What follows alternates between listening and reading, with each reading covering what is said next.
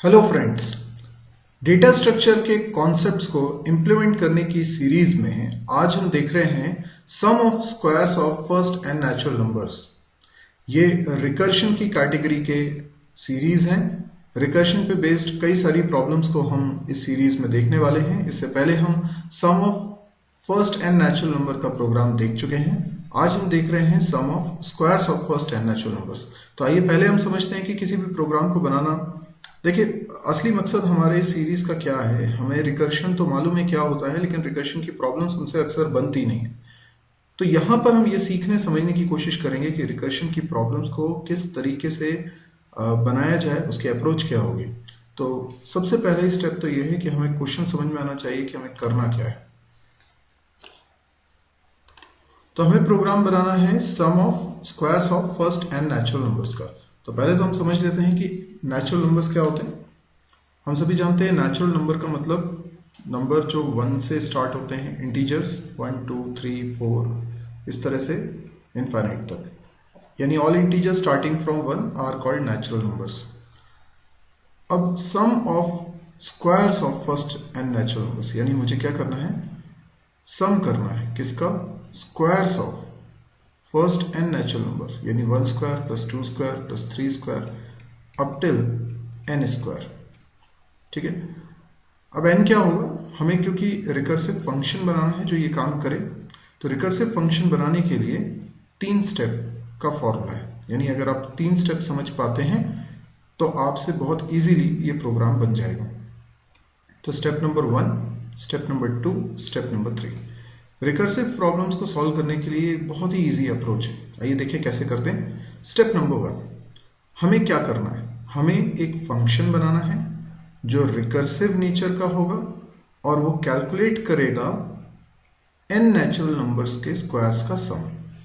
तो पहली स्टेप है कि हम सपोज कर लें कि ऐसा फंक्शन ऑलरेडी बना हुआ है।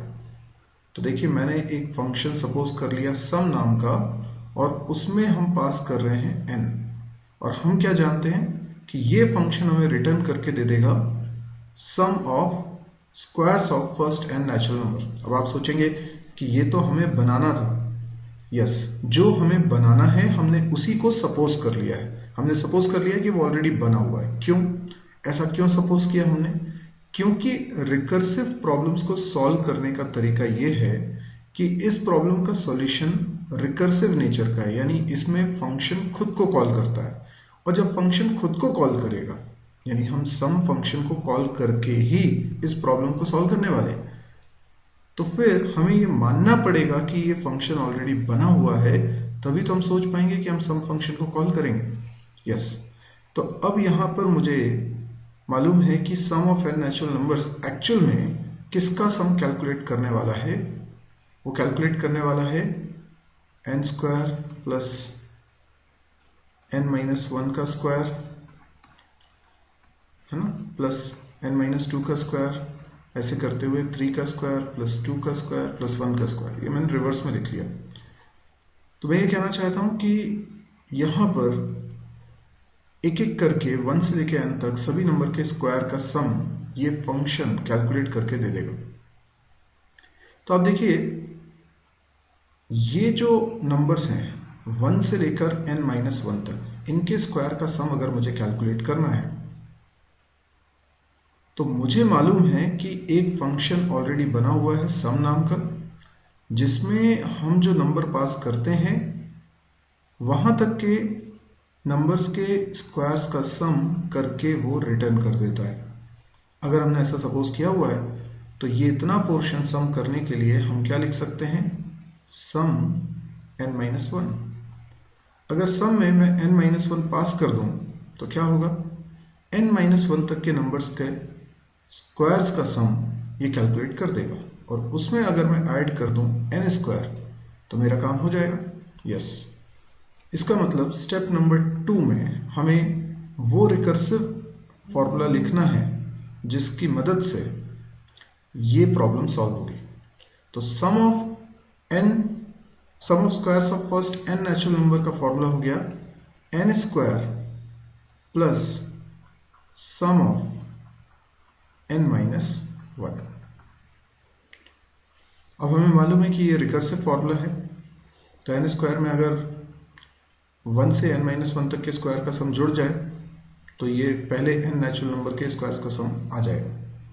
तो ये कहलाता है रिकर्सिव केस। हमें इसका बेस केस भी सोचना है। बेस केस मतलब वो एंड कंडीशन जहां पर ये रिकर्शन होना रुकेगा। यानी n की वैल्यू अगर मान लीजिए 5 है तो क्या होगा, 5 स्क्वायर प्लस सम 4, और सम 4 मतलब n की वैल्यू अगर 4 हो जाएगी तो 4 स्क्वायर प्लस सम 3, राइट। जैसे मान लीजिए n की वैल्यू कितनी है, 5 है, तो हमें क्या निकालना है, सम ऑफ 5। और ये कैलकुलेट कैसे होगा, n स्क्वायर, n स्क्वायर मतलब n स्क्वायर का मतलब हो गया 5 square, 5 square plus sum of 4। अच्छा, सम ऑफ 4 का मतलब क्या हो गया, 4 स्क्वायर प्लस सम ऑफ 3। पर ऐसा तो ये कॉल होता ही रहेगा, होता ही रहेगा। लेकिन हम जानते हैं कि अगर n की वैल्यू एक समय हो जाती है 1, यानी सम ऑफ 1, तो फिर फर्दर मुझे कॉल करने की ज़रूरत नहीं है। मैं बोल सकता हूँ कि पहले नंबर तक का, यानी एक नंबर तक का स्क्वायर्स का सम 1 ही होता है। तो इसलिए मैं इसके बेस केस को बना रहा हूँ। बेस केस यानी वो टर्मिनेशन कंडीशन जहाँ पे फर्दर फंक्शन कॉल नहीं होगा, यानी रिकर्शन रुक जाएगा। तो यदि n की वैल्यू 1 हो जाती है, ठीक है, यदि n की वैल्यू 1 हो जाती है तो हम कहेंगे कि रिटर्न कर दीजिए 1, ठीक है। अब इसी प्रोग्राम को हम बना लेते हैं। यही 3 स्टेप हमको समझ में आ रही है कि सम फंक्शन बनाएंगे, ये रिकर्सिव केस है, ये बेस केस है, ठीक है। Recursive case and base case, इसको जरूर ध्यान रखिएगा। जब भी आप रिकर्शन का कोई प्रॉब्लम बनाते हैं ना, तो उसमें सोचिए रिकर्सिव केस क्या है और बेस केस क्या है। बेस केस यानी टर्मिनेशन कंडीशन, और रिकर्सिव केस मतलब एक्चुअल फॉर्मूला जिससे कि कैलकुलेशन होने वाला है। तो अब देखिए फंक्शन किस तरीके से बनाएंगे। मैं लिख रहा हूँ इंट, फंक्शन का नाम सम, और इसमें एक n नाम का फॉर्मूला आर्ग्यूमेंट। यहाँ पर सबसे पहले बेस केस लिखूंगा। बेस केस हमेशा पहले लिख लेते हैं कि यदि n की वैल्यू 1 है तो रिटर्न कर दिया जाए 1, नहीं तो क्या होगा, नहीं तो रिटर्न हो जाएगा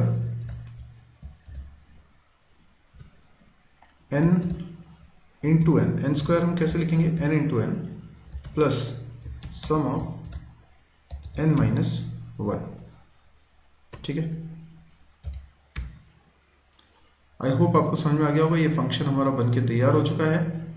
अब हमें सिर्फ मेन फंक्शन कॉल करके, मेन फंक्शन से इसको कॉल करके टेस्ट करके देखना है। तो हमने मेन फंक्शन बनाया, मेन फंक्शन की बॉडी, मेन फंक्शन के अंदर से मैं इस फंक्शन को बस कॉल करूंगा।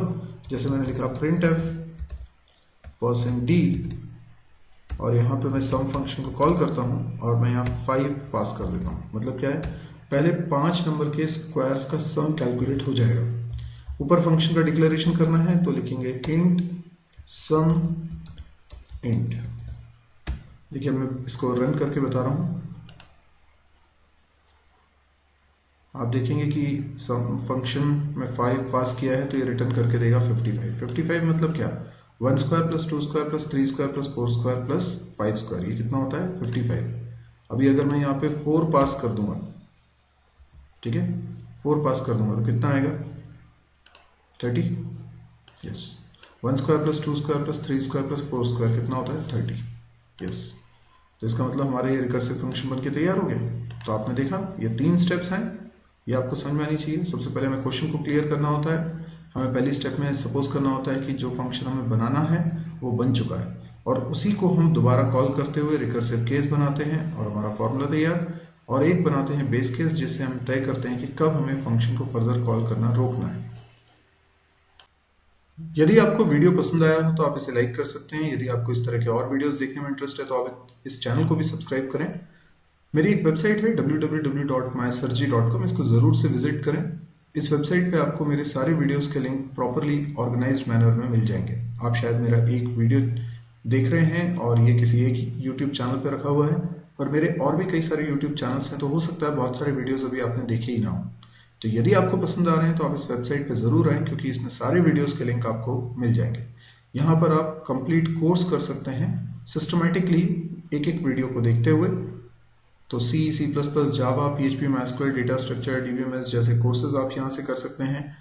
आप प्रोग्रामिंग स्किल को डेवलप करने के लिए इन्हीं सब्जेक्ट्स में प्रोग्रामिंग एक्सरसाइज भी सॉल्व कर सकते हैं और उनके सॉल्यूशंस भी यहाँ पर दिए हुए हैं। यहाँ ना केवल प्रोग्राम्स के सॉल्यूशन दिए गए हैं, प्रोग्राम को बनाने की अप्रोच भी सिखाई जाती है। इसके अलावा भी बहुत सारा स्टफ इस वेबसाइट पे आपको मिलेगा, तो डेफिनेटली आपको ये पसंद आ सकती है, आप इसको देखें। डेली इसमें एक नया कंटेंट अपलोड होता है, तो आप अगर इसको डेली विजिट करेंगे, डेली आपको कुछ ना कुछ नया मिलता है। और यदि आपको लगे कि हाँ ये यूज़फुल है, काम की है, तो आप प्लीज़ इसको शेयर ज़रूर करिएगा ताकि ज़्यादा से ज़्यादा लोग इस वेबसाइट का लाभ उठा सकें। Thank you.